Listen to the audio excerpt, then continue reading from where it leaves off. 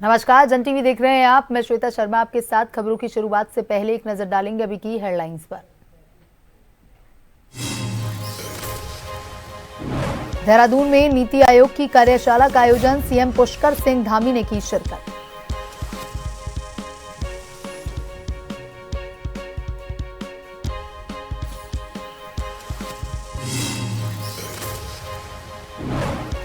Budget सत्र में विधायकों के लिए विधानसभा अध्यक्ष ऋतु खंडूरी ने जारी की गाइडलाइन। सदन में मोबाइल के उपयोग की नहीं होगी इजाजत, जरूरी होने पर सदन से बाहर आकर करनी होगी बात।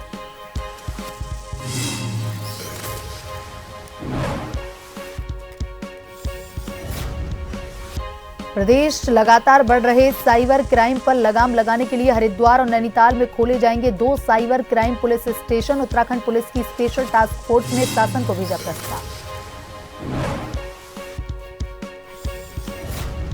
3 सूत्रीय मांगों को लेकर गौरेला संगठन के हजारों गौरेलाओं का देहरादून कूच, सीएम आवास का करेंगे घेराव। मांग पूरी नहीं होने तक आंदोलन की चेतावनी।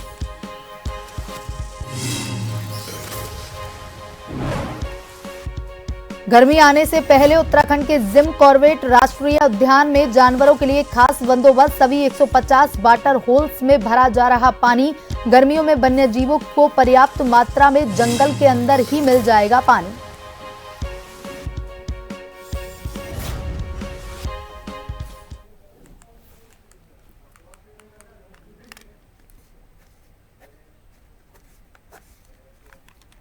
अब खबरें विस्तार से।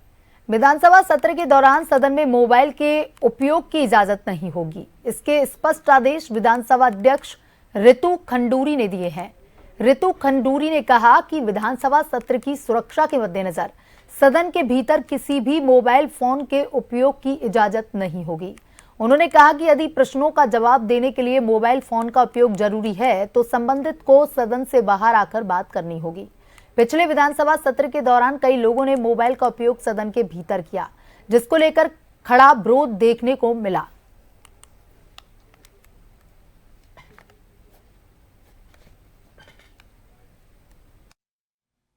मैंने फिर से सीएस मैडम थी, उनको साफ तौर पर इस बात को कहा है कि सदन में मोबाइल नहीं चलेंगे। अगर कोई इमरजेंसी है या कुछ सवाल का जवाब या कुछ इस तरह की बात होती है तो सदन से आप बाहर निकलेंगे और बाहर आप उसके बाद अपने मोबाइल को यूज कर पाएंगे। सदन के अंदर बिल्कुल भी मोबाइल का यूज वर्जित है।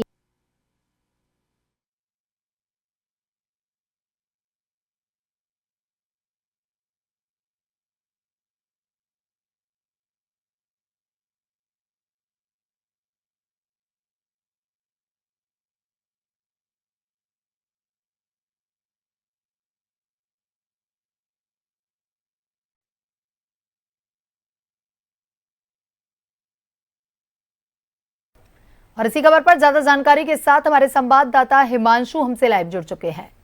हिमांशु, विधानसभा बजट सत्र शुरू होने से पहले ही विधानसभा की अध्यक्ष ऋतु खंडूरी ने गाइडलाइन जारी कर दी है। किसी भी तरह के मोबाइल का प्रयोग जो है वहां पर नहीं होगा। क्या कुछ अपडेट? निश्चित रूप से श्वेता, आपको बताना चाहता हूं कि उत्तराखंड की विधानसभा की जो अध्यक्ष है ऋतुभूषण खंडूरी, उन्होंने एक गाइडलाइन जारी किया और निर्देश दिए हैं कि जब सत्र चल रहा हो इस दौरान कोई भी अधिकारी या फिर जो विधायक है वो फोन का उपयोग नहीं कर सकेंगे। यानी कि आमतौर पर ये देखा जाता है और कई बार शिकायत भी आई है कि बजट सत्र या कोई सा भी सत्र हो, उसके दौरान जो है अधिकारी और जो विधायक है वो फोन पर नजर आते हैं और जनता की समस्याओं को वहां पर अच्छे से जनता की समस्याओं को, मुद्दों को नहीं रख पाते हैं। तो इसी वजह से जो है गाइडलाइन जारी की गई है ताकि ज्यादा से ज्यादा जो मुद्दे हैं, जनता से जुड़े हुए मुद्दे हैं, उनका समाधान हो सके और उनका जवाब मिल सके। ऐसे में अभी तक जो है पहले भी लगातार इसको लेकर शिकायतें विधानसभा अध्यक्ष के पास मिली, तो इस बार इसको लेकर गाइडलाइन जारी की और साथ ही साथ उन्होंने ये भी कहा है, सख्त निर्देश देते हुए कि अगर प्रश्नों के जवाब जो है फोन पर ही मंगवाने हैं तो वो सत्र के दौरान जो है विधानसभा पटल से बाहर जाए और उस दौरान वो बात करें। लेकिन सदन की जब कार्रवाई चल रही होगी तो वो इस दौरान किसी भी तरीके का फोन उपयोग में नहीं कर सकते, चाहे वो अधिकारी हो या फिर विधायक हो। इसके साथ ही साथ विधानसभा बजट की अगर बात कर ली जाए तो विधानसभा बजट उत्तराखंड में 18 फरवरी से शुरू होने वाला है, 24 फरवरी तक चलेगा। उत्तराखंड के इतिहास में पहली बार बजट जो सत्र है वो ई पेपरलेस होने वाला है, यानी कि कोई भी कागज का उसमें कार्य नहीं किया जाएगा। सिर्फ और सिर्फ ई एप्लीकेशन के जरिए किया जाएगा। लेकिन जब बजट सत्र शुरू होगा, बजट सत्र से पहले मुख्यमंत्री पुष्कर सिंह धामी जो है विधानसभा के पटल पर आकर जो ई एप्लीकेशन है उसका शुभारंभ करेंगे और इसके बाद जो है राज्यपाल का जो है अभिभाषण होगा। हालांकि जो प्रश्न है, उत्तर है और जो राज्यपाल का अभिभाषण है वो ई एप्लीकेशन में पूरी तरीके से विधायकों को मिल पाएंगे और साथ ही साथ जो है इसके अलावा जो अभी कुछ ऐसे कार्य हैं जिस कारण पूरी तरीके से जो ई पेपरलेस है वो कार्य नहीं हो पाएंगे। लेकिन पूरी कोशिश यही की जा रही है कि पेपरलेस यहाँ पर ये बजट सत्र बने और इसके साथ ही साथ जो है जो एप्लीकेशन का यूज किया जा रहा है तो कहीं ना कहीं इसका डिजिटलीकरण जो किया गया है उसका लाभ जो है विधायक ले सके, क्योंकि विधायकों को पहले ट्रेनिंग दी गई, इसके बाद अब सत्र होने वाला है। तो ऐसे में बड़ा सवाल ये भी है कि क्या जो डिजिटलीकरण किया गया है उसका पूरा लाभ जो है विधायक उठा पाते हैं या नहीं उठा पाते हैं। इसके साथ ही साथ विधानसभा सत्र के दौरान अब तक 521 सवाल जो है वो विधायकों द्वारा विधानसभा के पटल पर विधानसभा सचिवालय को प्राप्त हुए हैं। जी श्वेता। जी हिमांशु, तमाम जानकारी के लिए धन्यवाद। लगातार बढ़ रहे साइबर क्राइम पर लगाम लगाने के लिए प्रदेश में जल्द ही 2 साइबर क्राइम पुलिस स्टेशन और खोले जाएंगे। इसके लिए उत्तराखंड पुलिस की स्पेशल टास्क फोर्स ने शासन को प्रस्ताव भेजा है। एसएसपी एसटीएफ नवनीत सिंह भुल्लर ने बताया कि अभी देहरादून और उधम सिंह नगर जिले के रुद्रपुर में साइबर क्राइम पुलिस स्टेशन है। इसके अलावा अब हरिद्वार और नैनीताल में भी शीघ्र साइबर पुलिस स्टेशन खोले जाएंगे। उन्होंने कहा कि देहरादून और Rudrapur cyber crime police station में 25 अतिरिक्त पुलिस कर्मियों की नियुक्ति की जाएगी। उन्होंने कहा कि 4 साइबर क्राइम पुलिस स्टेशन होने से साइबर अपराध की घटनाओं पर त्वरित कार्रवाई हो सकेगी। अभी वर्तमान में जो एसओपी है उसमें 20 लाख के ऊपर के जो साइबर क्राइम के जो प्रकरण हैं उसकी investigation cyber crime police station द्वारा की जाती है। चूँकि विगत कुछ वर्षों से साइबर क्राइम बढ़ा है और अपराधों की तुलना में, तो इसलिए 2 नए थानों का प्रस्ताव जो है बनाकर भेजा गया है और निकट भविष्य में ये खुल जाएंगे। और इसमें फिर जो गढ़वाल परिक्षेत्र है इसमें देहरादून, उत्तरकाशी और टिहरी यहाँ के जो प्रकरण हैं वो देहरादून थाना देखेगा और जो पौड़ी, चमोली, रुद्रप्रयाग और हरिद्वार के प्रकरण हैं वो हरिद्वार का सीसीपीएस है वो देखेगा। इसी प्रकार कुमाऊं में भी जनपदों का विभाजन होगा। इसमें 20 लाख के ऊपर के प्रकरणों की विवेचनाएं ये थाने करेंगे और इसके अतिरिक्त कोई भी साइबर क्राइम आता है 20 लाख से नीचे का आता है तो संबंधित जनपद को भेजा जाएगा। पिछले 18 वर्षों से नौकरी व पेंशन की मांग को लेकर आंदोलन कर रहे प्रदेश के एसएसबी प्रशिक्षित गोरिल्लाओं का सरकार के द्वारा बार बार मांगे पूरी करने का आश्वासन देने पर अब सब्र का बांध टूट गया है। अपनी 3 सूत्रीय मांगों को लेकर गोरिल्ला संगठन प्रदेश अध्यक्ष युद्धवीर सिंह के निर्देश पर प्रदेश के हजारों गोरिल्ला 17 फरवरी को देहरादून में मुख्यमंत्री आवास कूच को लेकर आज देहरादून को रवाना हो गए हैं। महाआंदोलन को लेकर चंपावत गोरिल्ला संगठन जिलाध्यक्ष ललित बगोली के नेतृत्व में चंपावत जिले के सैकड़ों गोरिल्ला देहरादून को रवाना हुए, जिनमें बड़ी संख्या में महिला गोरिल्ला भी शामिल हैं। संगठन जिलाध्यक्ष बगोली ने कहा कि इस बार गोरिल्ला करो या मरो का नारा लेकर देहरादून मुख्यमंत्री आवास कूच के लिए रवाना हुए हैं। गोरिल्ला इस बार अंतिम व निर्णायक लड़ाई लड़ेंगे। गोरिल्ला बिना मांग पूरी होने तक आंदोलन नहीं तोड़ेंगे।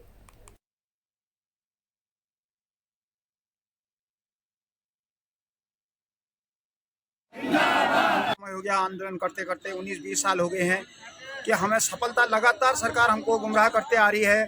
कभी कह रही है कि तुमको इस विभाग में लिया जाएगा, कभी कह रही है 10 दिन का समय दे रही है, कभी 48 घंटे का समय दे रही है, मगर हम लोगों को कोई कार्रवाई नहीं हुई है। हम लोगों को लगातार गुमराह कर दिया जा रहा है। हमारे कितने गोरिल्ला लोग जो है चले गए हैं।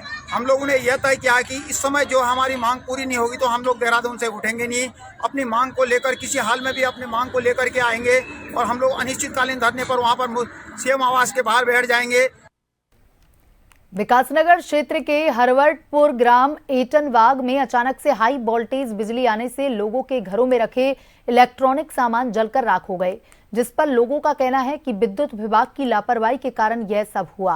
5 से 6 घरों में TV, fridge, induction, washing machine आदि सामान जलकर राख हो गए, जिससे लोगों को काफी नुकसान हुआ। वहीं ग्रामीणों ने पूर्णतः विद्युत विभाग की लापरवाही को इस घटना का जिम्मेदार बताया।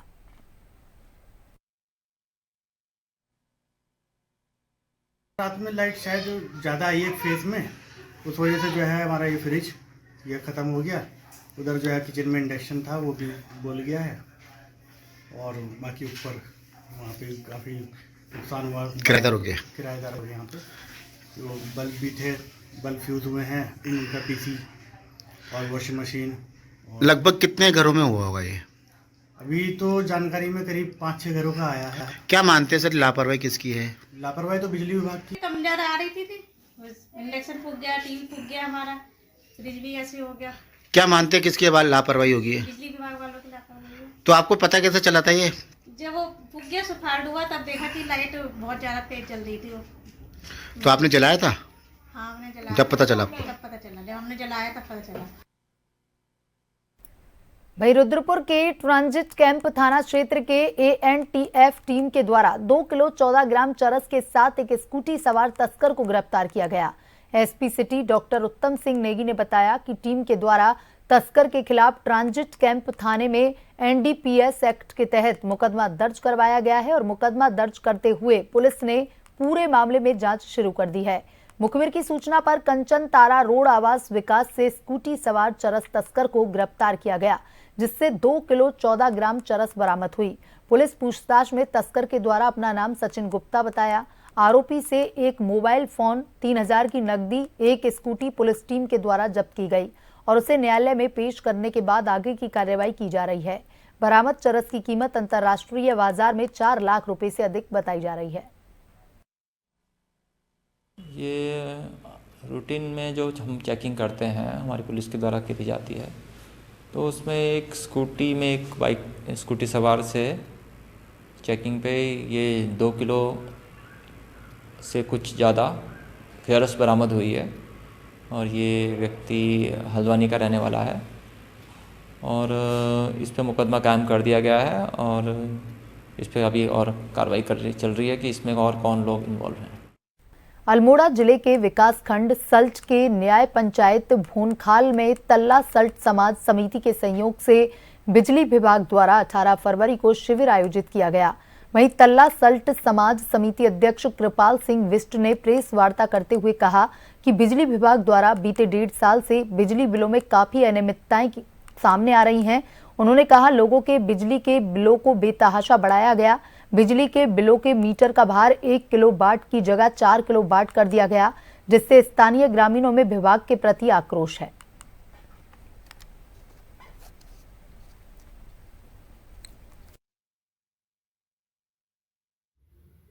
पावर कॉर्पोरेशन लिमिटेड सल्ट में विभाग द्वारा तल्ला सल्ट में बिजली के बिलों में पिछले 1.5 साल से बहुत अनियमितताएं की जा रही हैं। लोगों के बिलों को बेतहाशा बढ़ा दिया गया है।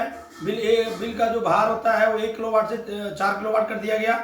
इस बारे में तल्ला सल्ट समाज समिति ने हरियाणा में एक कैंप रखा था, जिसमें फिर लोगों से जो है शुल्क जमा करके उस भार को कम कराया गया विभाग द्वारा। हरिद्वार में शुरू हो रहे शरादिया कावड़ मेले के लिए पुलिस प्रशासन ने कमर कस ली। रविवार को ऋषिकुल ऑडिटोरियम में पुलिस फोर्स की ब्रीफिंग की गई, जिसमें मेले की ड्यूटी में तैनात पुलिस अधिकारी और कर्मचारियों को हर पॉइंट्स पर सावधानी बरतने के निर्देश दिए गए। अधिकारियों की ओर से पुलिस फोर्स को कावड़ यात्रियों के साथ विनम्रतापूर्ण व्यवहार करने और उनका सहयोग करने के निर्देश दिए। पुलिस प्रशासन को इस बार पिछले साल से ज्यादा कावड़ियों के पहुंचने का अनुमान है। पुलिस के मुताबिक हर स्तर पर तैयारियां पूरी कर ली गई हैं।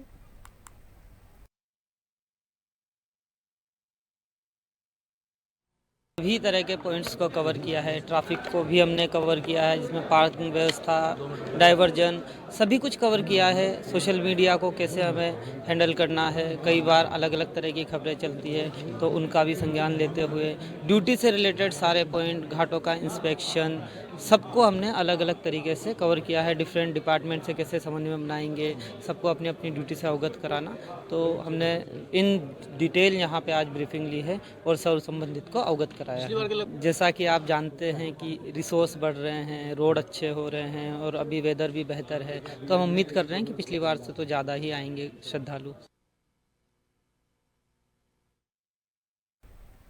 बद्रीनाथ धाम में इन दिनों लगातार बर्फबारी हो रही है। बर्फबारी के बीच झरने के जमने की तस्वीरें सामने आई हैं। धाम में इस वक्त तापमान 0 डिग्री से नीचे बना हुआ है। बद्रीनाथ धाम के कपाट खुलने में अभी लगभग 3 महीने का समय बाकी है।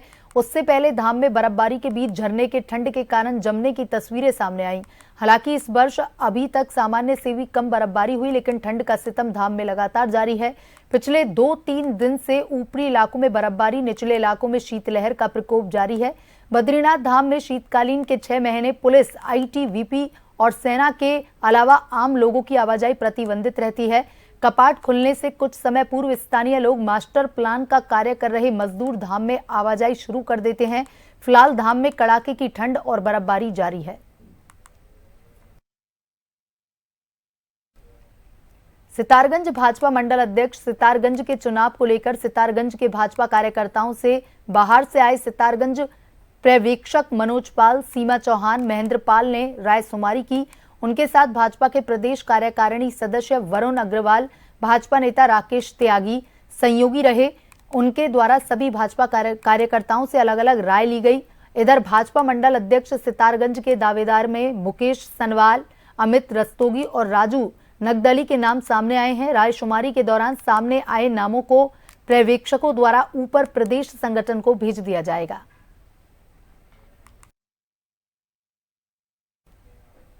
गर्मी आने से पहले उत्तराखंड के जिम कॉर्बेट राष्ट्रीय उद्यान के अधिकारी जानवरों के लिए खास बंदोबस्त कर रहे हैं। राष्ट्रीय उद्यान के सभी जल निकायों में पानी भरा जा रहा है ताकि जानवरों और चिड़ियाओं को गर्मी से पर्याप्त मात्रा में पीने का पानी मिले। गर्मी आने से पहले उत्तराखंड के जिम कॉर्बेट राष्ट्रीय उद्यान के अधिकारी जानवरों के लिए खास बंदोबस्त कर रहे हैं। राष्ट्रीय उद्यान के सभी जल निकायों में पानी भरा जा रहा है ताकि जानवरों और चिड़ियों को गर्मी में पर्याप्त मात्रा में पीने का पानी मिले। देखिए, कॉर्बेट टाइगर रिजर्व में लगभग 150 वाटर होल्स हैं, जिसमें कि 70 पक्के हैं और बाकी ये कृत्रिम जलाशय हैं। तो इसमें जो नेचुरल रिसोर्सेज है उससे पानी के तालाब हमेशा भरे रहते हैं, और जो आर्टिफिशियल है उनको अमूमन 15 फरवरी के बाद से इनको भरा जाता है फायर सीजन के दौरान में, जब आसपास में पानी की कमी रहती है और वन्य जीवों को पानी के लिए इधर उधर भटकना ना पड़े, इसके लिए वाटर होल्स को पानी से फिल किया जाता है। जिम कॉर्बेट राष्ट्रीय उद्यान में करीब 150 जल निकाय हैं। इनमें कुछ प्राकृतिक हैं और कुछ खुदाई करके बनाए गए हैं। पार्क अधिकारियों ने बताया कि जल भराव के अलावा जानवरों की सुविधा के अनुरूप कृत्रिम जलाशयों की मरम्मत भी की जा रही है। जिम कॉर्बेट नेशनल पार्क करीब 1300 वर्ग किलोमीटर में फैला हुआ है। यहाँ बाघ, तेंदुए, सियार, हाथी और कई तरह के सांप पाए जाते हैं। इनके अलावा यहाँ चिड़ियों की भी कई किस्में पाई जाती हैं।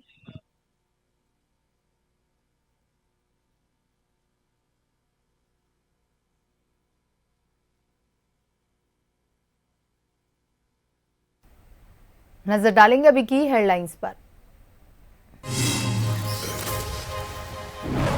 देहरादून में नीति आयोग की कार्यशाला का आयोजन, सीएम पुष्कर सिंह धामी ने की शिरकत।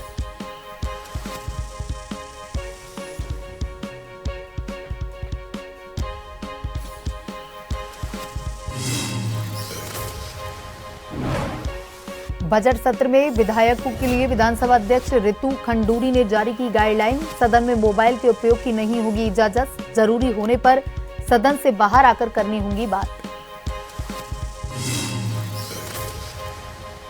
प्रदेश लगातार बढ़ रहे साइबर क्राइम पर लगाम लगाने के लिए हरिद्वार और नैनीताल में खोले जाएंगे 2 cyber crime police station. Uttarakhand police की स्पेशल टास्क फोर्स ने शासन को भेजा प्रस्ताव।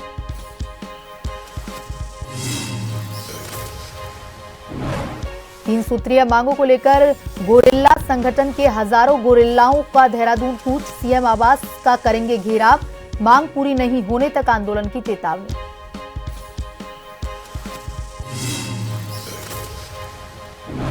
गर्मी आने से पहले उत्तराखंड के जिम कॉर्बेट राष्ट्रीय उद्यान में जानवरों के लिए खास बंदोबस्त। सभी 150 वाटर होल्स में भरा जा रहा पानी। गर्मियों में वन्य जीवों को पर्याप्त मात्रा में जंगल के अंदर ही मिल जाएगा पानी।